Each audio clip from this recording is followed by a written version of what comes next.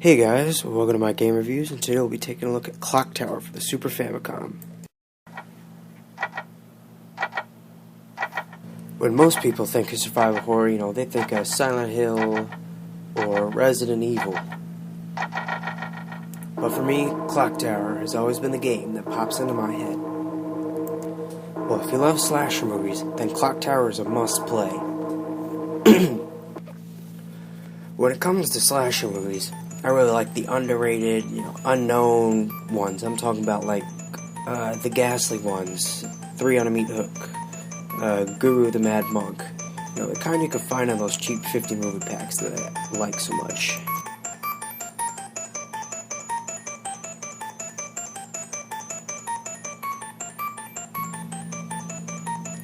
Speaking of horror movies, you shouldn't be surprised that Clocktower was inspired by a few movies by Dario Argento.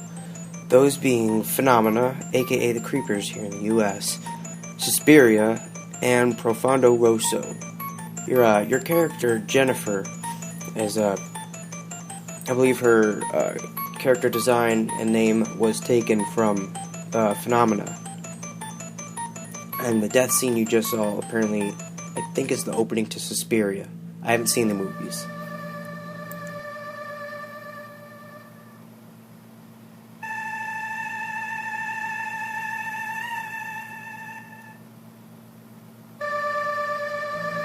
If you're looking for a survival horror experience different from most of them, Clocktower could be your game, since it's basically just a point-and-click game with a horror theme. So, the story to Clocktower is Jennifer and her 3 friends are orphans, and they've been adopted by Miss Mary, who owns a huge house with a clock tower on it.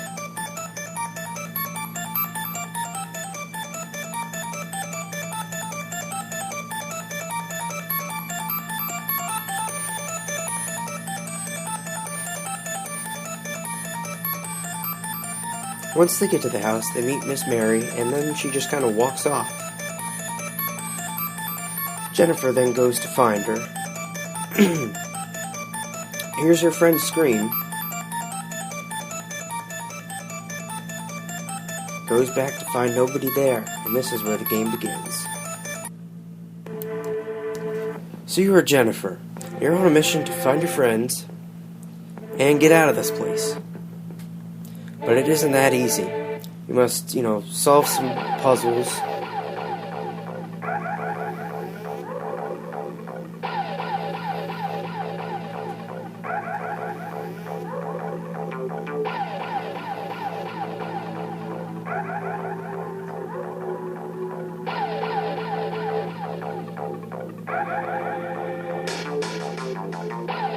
Find items,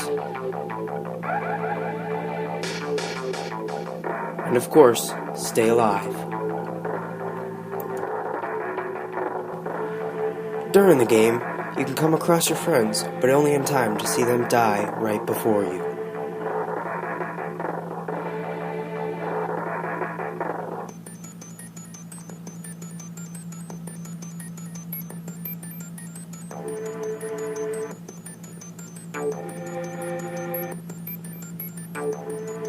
This is where the game gets creepy. You're being stalked by Bobby, or Scissor Man, who will chase you until you find a place to hide.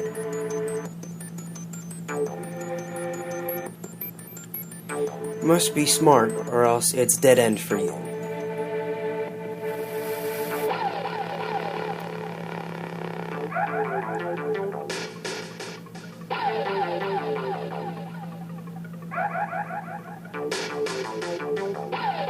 Also, you don't want to let Jennifer get too unnerved or else she'll trip while trying to run away from Bobby. Now, when you're playing, lots of things will affect the ending you will get. So coming across your friends is not exactly a good idea. If you hear a scream, don't go looking for it. Actually, you will have to see one of your friends die at the beginning of the game and towards the end of the game, no matter what.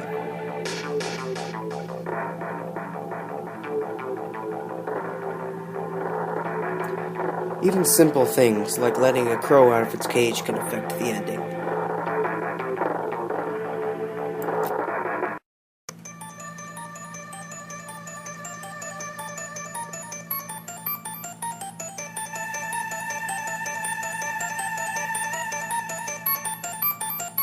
The controls in the game are simple.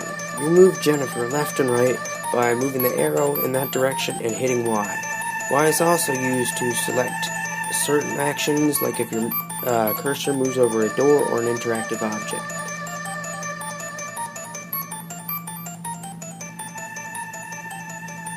You can run with the L and R buttons and stop Jennifer with the X button.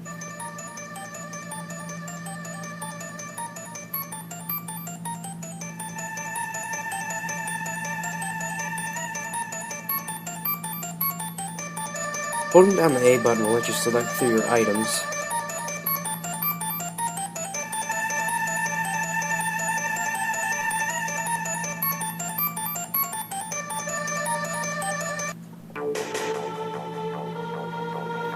And tapping the B button rapidly when Jennifer is in danger and her portrait flashes red and blue can save you. Speaking of her portrait, it will change color over time due to stress or exhaustion, and you will have to let Jennifer catch her breath and calm down by not pressing any buttons on the controller. And when her portrait is blue, that is when she's at her calmest. The gameplay is standard point and click, but can be very unnerving at times. Most notably when trying to outrun Bobby.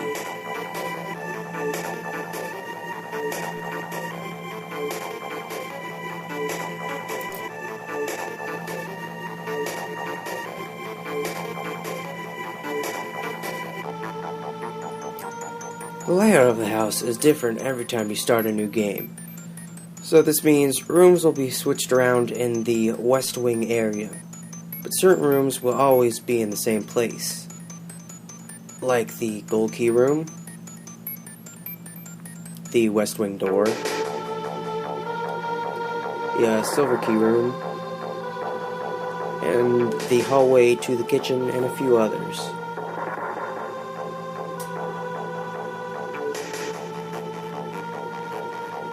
So learning the layout to the house is always a bit tricky.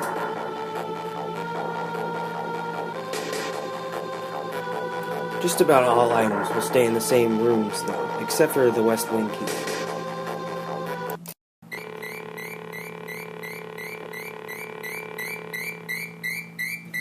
The graphics in this game look great. They all do a good job of representing the death scenes.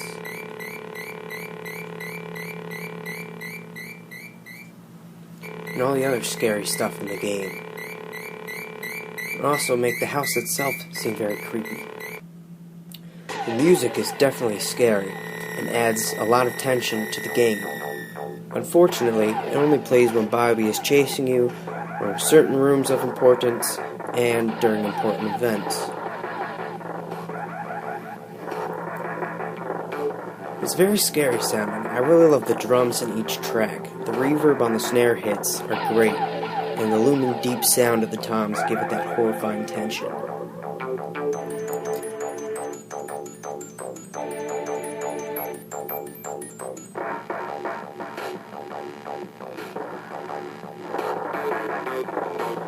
Well, Clocktower was only released in Japan for the Super Famicom. Well, for very apparent reasons. You know, all the blood and gore isn't very child-friendly, but you can play it in English with a SNES emulator and the ROM found on coolroms.com, which is already translated so you don't have to hunt down a patch. Or you can also buy an English reproduction card of this game at timewalkgames.com.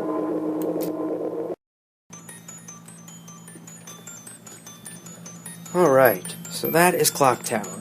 Although it was released in 1995, it still got some scary and surprising moments in it.